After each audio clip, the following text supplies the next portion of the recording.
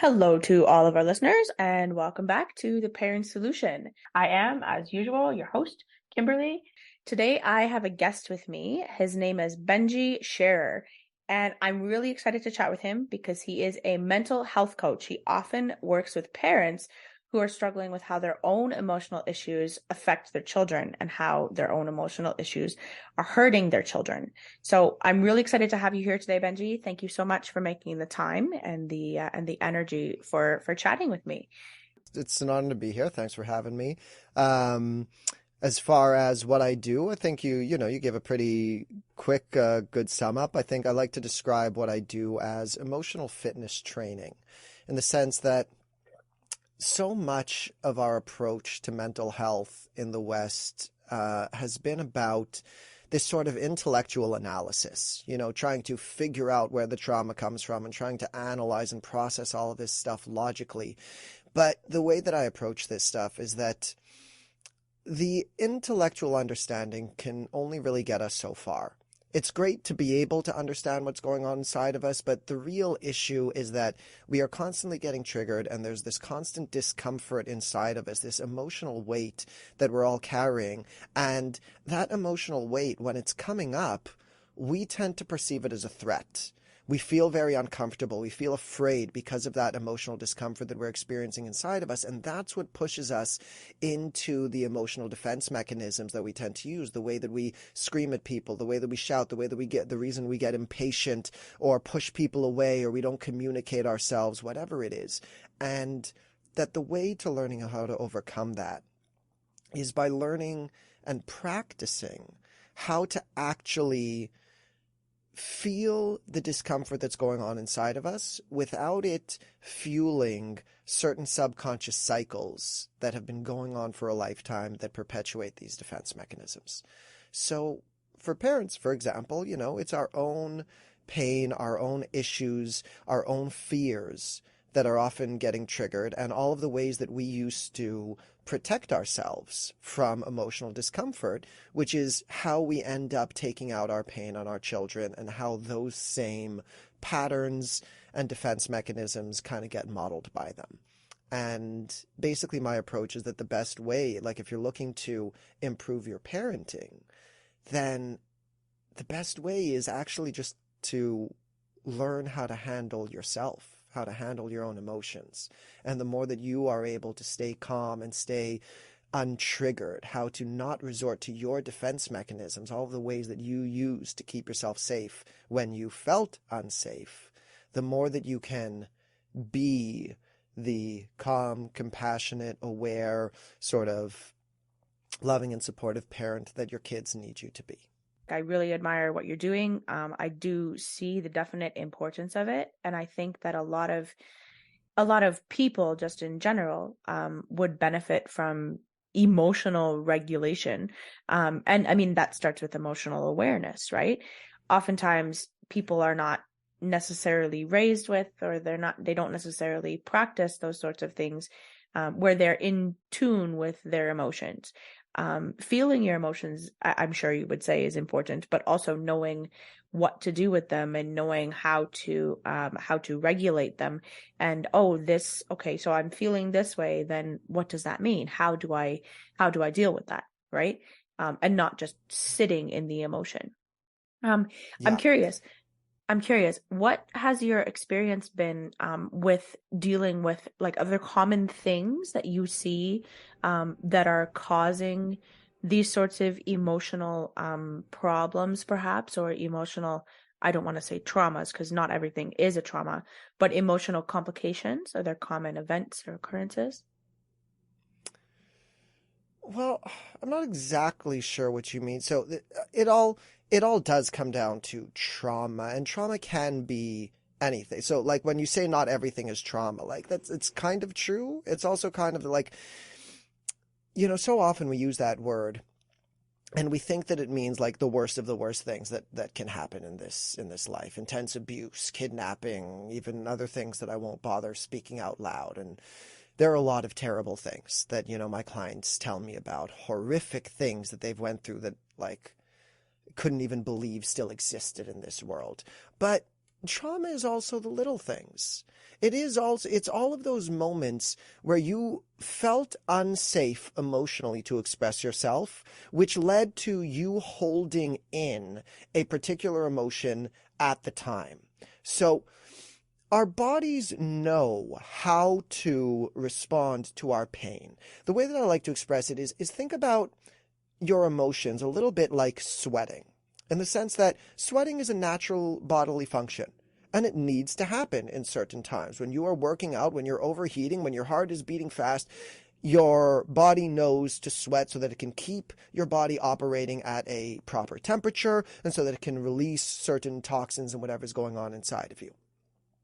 And emotionally speaking, we have these natural responses as well. That when something hurts us, when something offends us, when something makes us feel unsafe, there are all of these sort of natural ways to purge and process an emotion, whether it's laughing or crying or screaming or shaking or even, ironically, sweating is sometimes a way that our body purges emotion. There's all sorts of ways that our bodies deal with these things.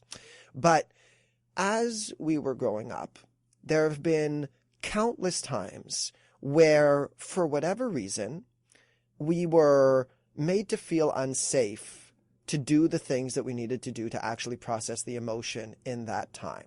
So we start learning these defense mechanisms where, okay, in order to keep myself safe from more punishment, from more rejection, from more abuse, the best thing that I can do in this moment is stuff away that emotion. So it's like the head, both the logical mind and the subconscious mind, say to the heart, okay, I know that there's this pain that we need to deal with, but we're not safe to deal with it right now. So hold on to it. I'm going to come back around and deal with it later when we're safe. So the heart, metaphorically speaking, says, okay, no problem. I'm going to hold on to this and I'll remind you about it later.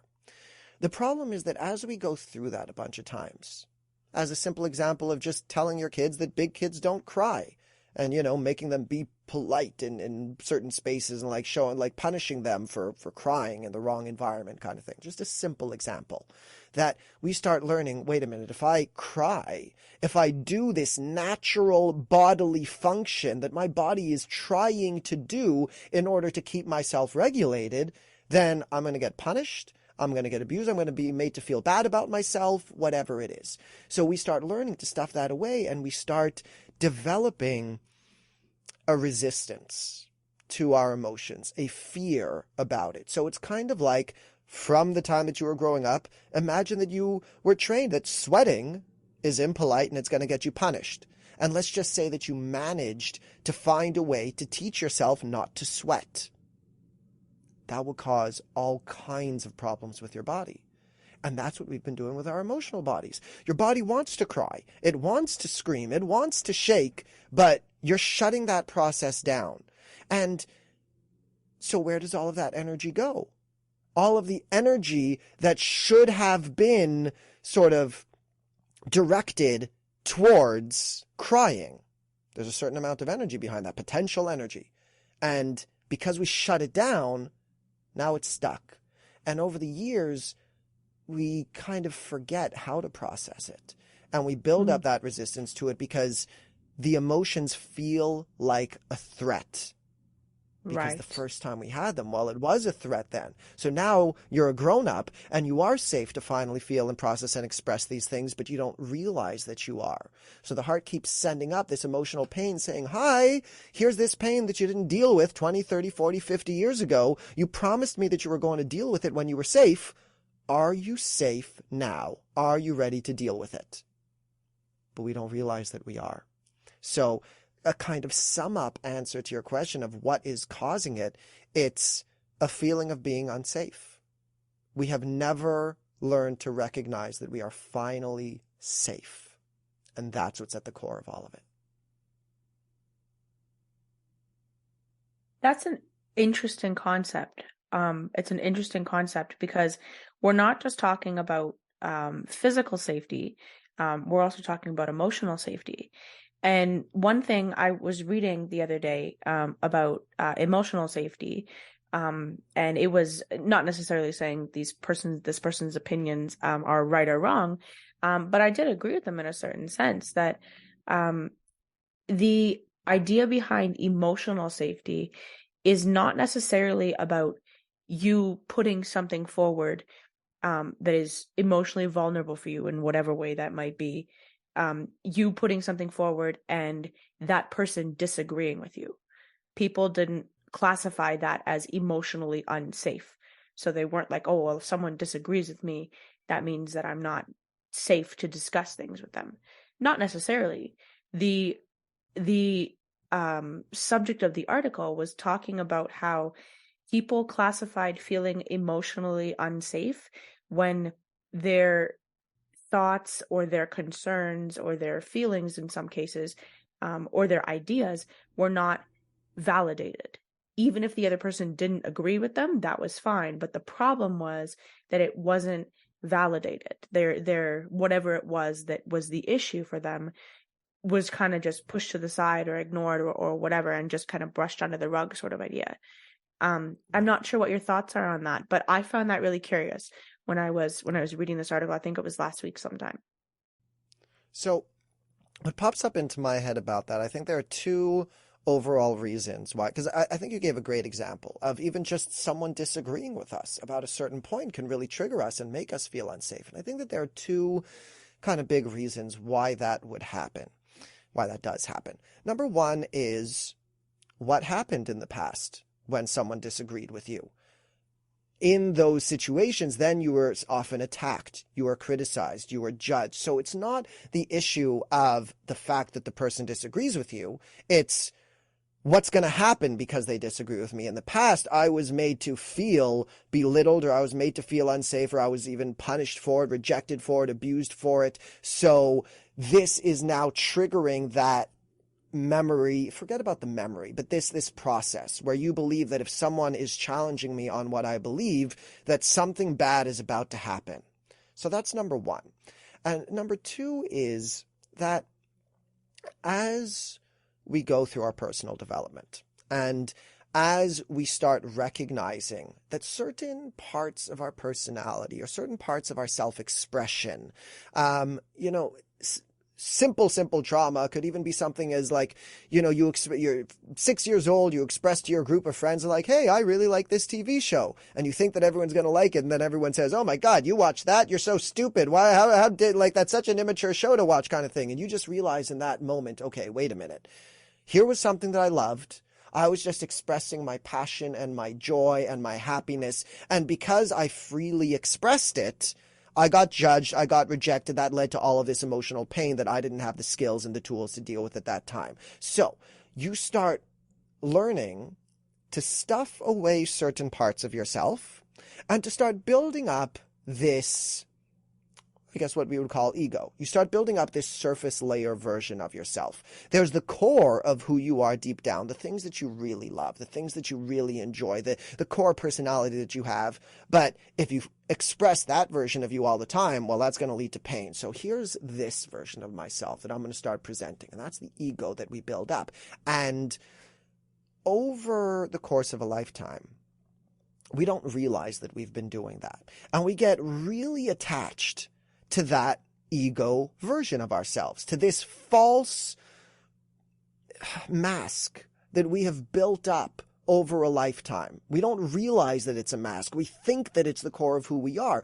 And most of the time when we're expressing an opinion about something, we're not really expressing it as freely and openly. Like, we're not having this true philosophical discussion where we're all open to learning all the time. We're really just putting forth that ego self and we're sort of affirming it. Like, this is who I have trained myself to be, and I need you to validate that surface version of me because that's the version of myself that I use to keep myself safe. So when we express a particular emotion and someone disagrees with it, the pain has nothing to do with the fact that they disagreed with it. It has to do with the fact that their disagreement is challenging that whole version of you that you have built up. All of these potentially false beliefs that you built up over time because they were accepted, because these were the beliefs that if you stated them and if you put them forward, protected you from pain.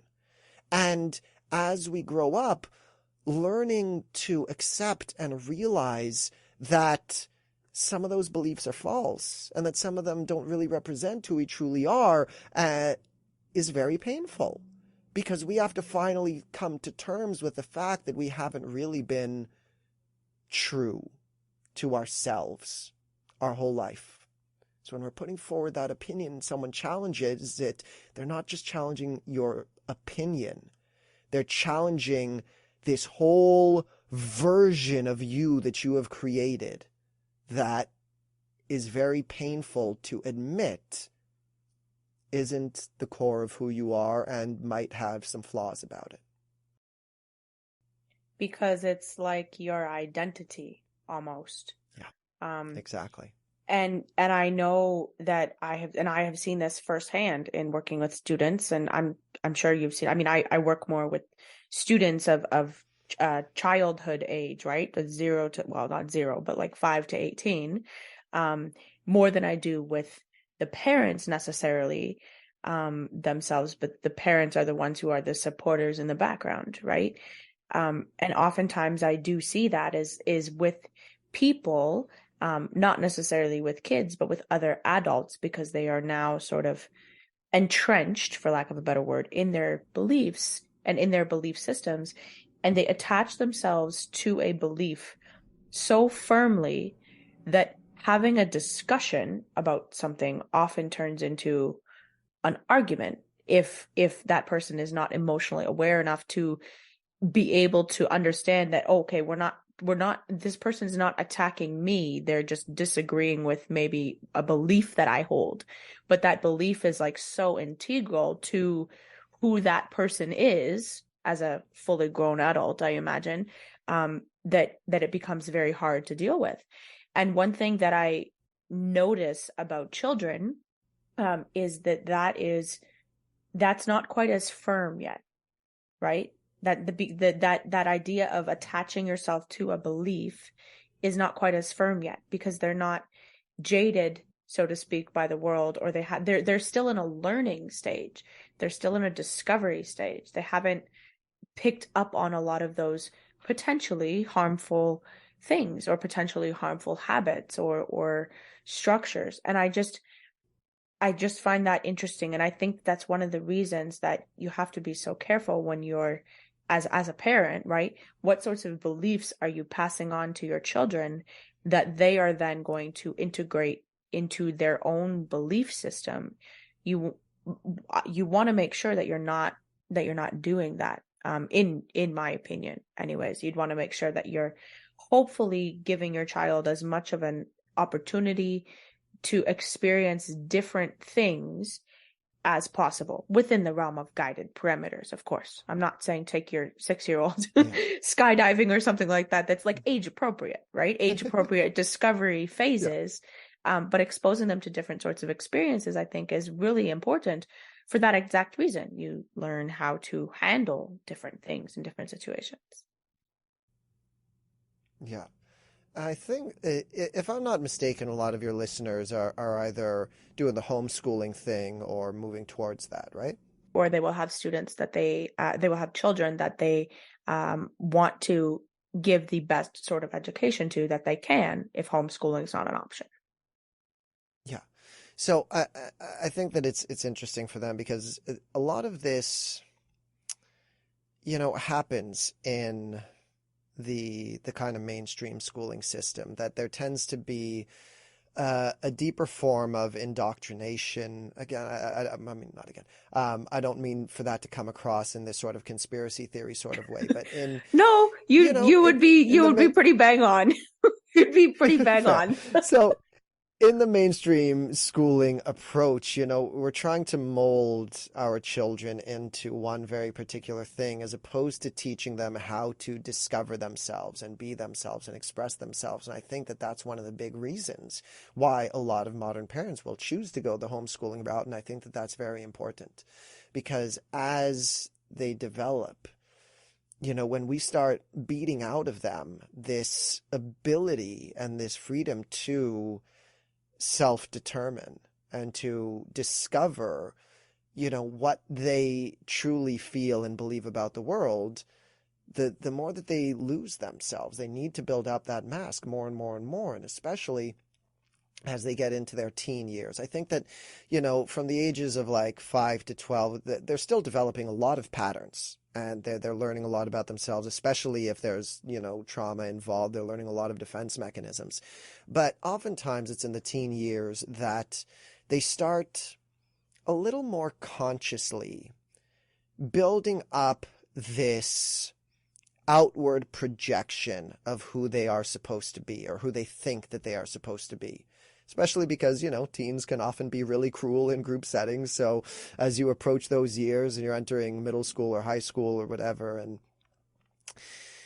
firstly, you're already rebelling against some of the values of your parents, because your parents have been indoctrinated into their own things. And as you were just pointing out, as a kid, you haven't fallen into that yet. And so it's very frustrating to you that you need to fit into the world that your parents are trying to build up for you. So you're already rebelling against that. And then as you meet other teens who are equally in their own way trying to develop their identities, and your self-development somehow challenges their self-development, and this all comes to a clash. In the teenage years is where we really start developing that mask, and we don't have the self-awareness at that age to realize that we're doing it. So by the time we come out of it into our early 20s, we believe that that mask that we have created for ourselves just is the true core of who we are, because those were the years that we were so desperately trying to figure ourselves out. And then most of us, at least in this closer to our generation, I think most of us will spend our 20s with that false mask of what's going on, not realizing that we built it up in the first place. And those of us who are maybe a little lucky, by the time we reach 30, will start tearing it apart and start realizing, wait a minute, that was never me. Where did this come from?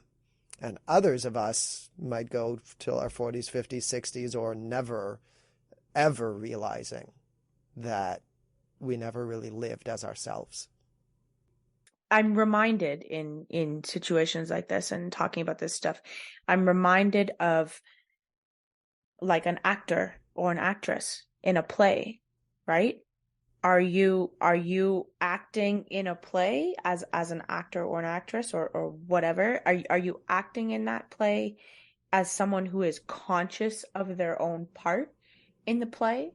Or are you just kind of going through the motions and kind of doing what you're told, right? And I think that you're right. It's very much a mask that we've built up in society, and perhaps as part of a defense mechanism, like you were talking about, like we were discussing. I think that that's something that people do. They have that mask as a defense mechanism, as a coping mechanism, because they may not even realize that they're doing it.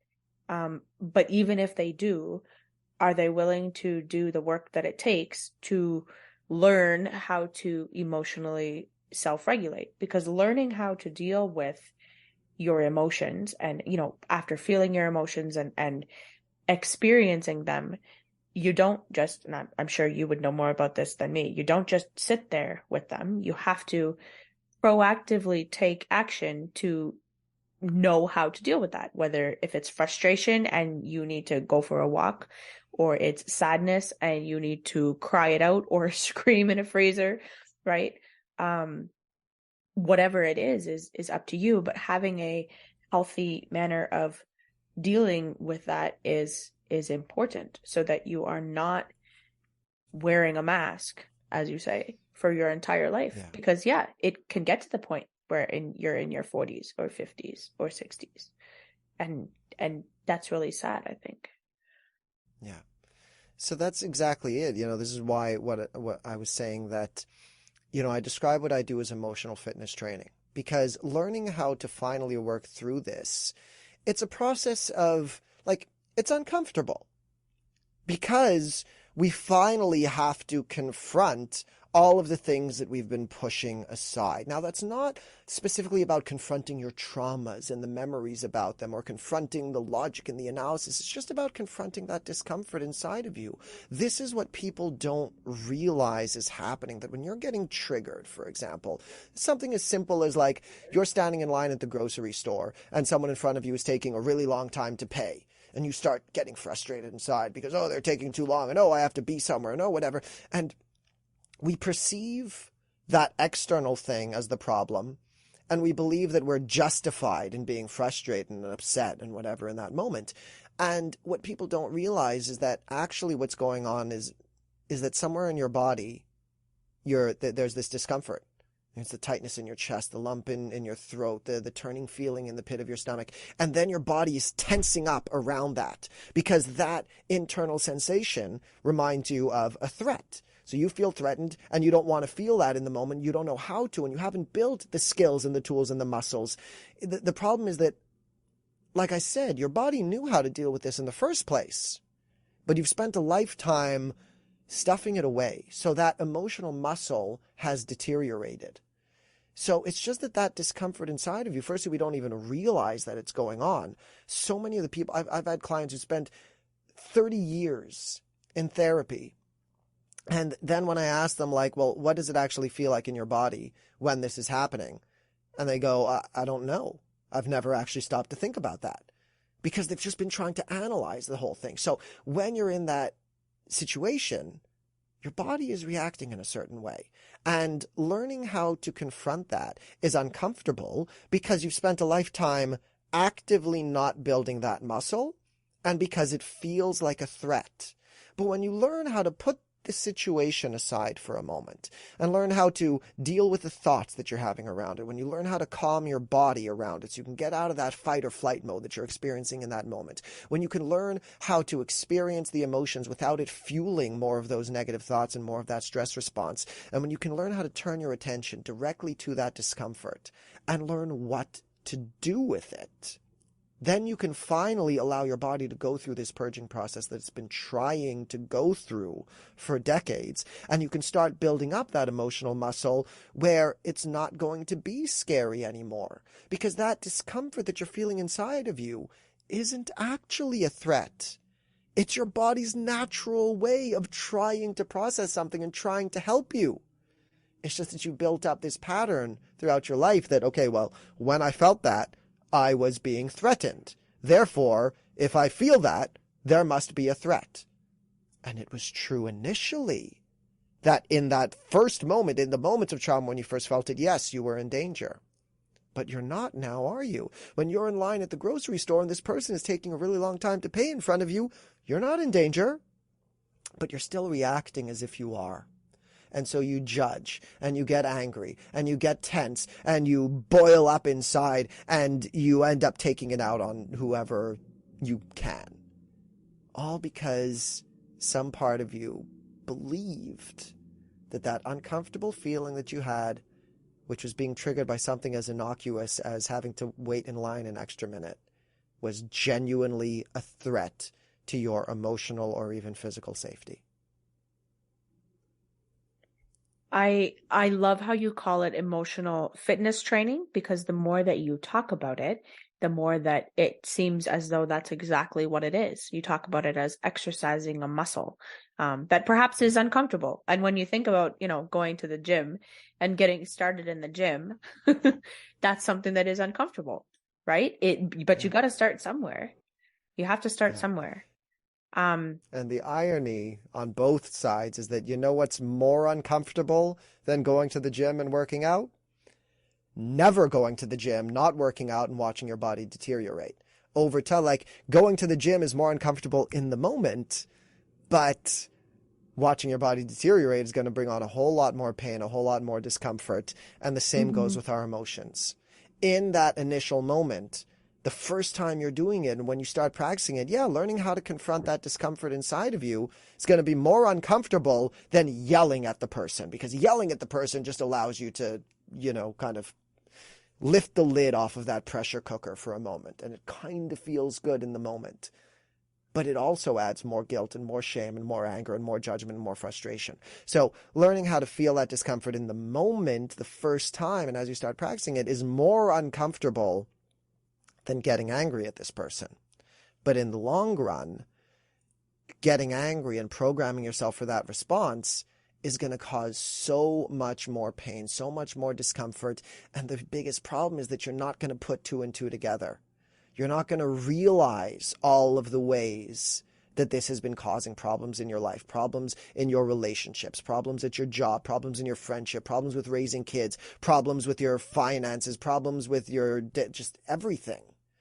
It's all tied into the way that you respond to your triggers and to the ways that you feel uncomfortable, but you're not going to recognize that. So, Unless, and to use this analogy, that's actually a really good one, to use that analogy of unless you go to the gym, unless you go to the emotional fitness gym and the regular gym, yeah. which is, you're right, I like that, short-term discomfort, right? But long-term gain. I think that's Yeah. really important. I I love what think you're there's doing. one. Thank you. There's one really interesting difference between the physical fitness and the emotional fitness. That with the physical fitness, you really have to set aside time to go to the gym. You need to go and step up to those weights. Whereas with the emotional fitness, these challenges are presenting themselves to you every day. The negative thought cycles, the discomfort in your body, the fear, the shame, the guilt, all of these things are happening already. It's kind of like, every time you drove up to a red light, you had to do 5 bicep curls before the light turned green. It's like, it's coming up in your life. You don't need to set aside time to do it exactly. There's some things that we'll practice that, yes, will require some time, but these things are happening already. And either you're going to learn a proper way to respond to them, or you're going to learn just to avoid them. So every day you're given 1,000 opportunities to either avoid the discomfort or to lean into it and actually heal and get stronger. And that's part of what you do, is helping people find the proper strategies to lean into it and use it as an opportunity for growth, and an opportunity for personal improvement. Thank you so much, Benjy. I really appreciate your time, and like I said, your energy in being here. Tell our listeners before we go. Tell our listeners, if anyone is wanting to find you, how can they find you? Where are they going? Yep, awesome. There are 3 things that I'll give you guys. Number 1, I have a couple of books out, but the one to start with I would say is Feelings First Shadow Work. You can find that online, audiobook, Kindle, paperback, wherever. Feelings First Shadow Work, just look it up. I have a free webinar called Healing Feelings First. You can find that on my website at benjysherercoaching.com/replay. That will talk about the biggest mental shifts that we need to make about how this emotional healing really works to start the healing journey. Or if you guys want to join me in my Facebook group to get some posts, some guidance, ask me questions, whatever, that is called Self-Love and Shadow Work, Modern Awakenings. So hope to see you there. Awesome. Thank you so much, Benjy. Definitely lots of resources, lots of help out there. There really is no excuse not to reach out for help if you need it, because you're here and you are available, and you are waiting for people to realize that they need to perhaps step up a little bit, just like you'd have to do if you need to go to the gym. Yeah, that's it. Okay.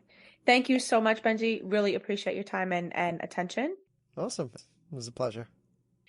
And that is all for this week's episode of The Parent Solution. If you have any comments or questions, either about this challenge or others that have come up for you, you can always find me on social media. It's Star Students on Facebook and LinkedIn, or starstudents.learning on Instagram. You can also reach out through email, which is all over social media channels. Thank you, as always, so much for listening, and I'll be back next week.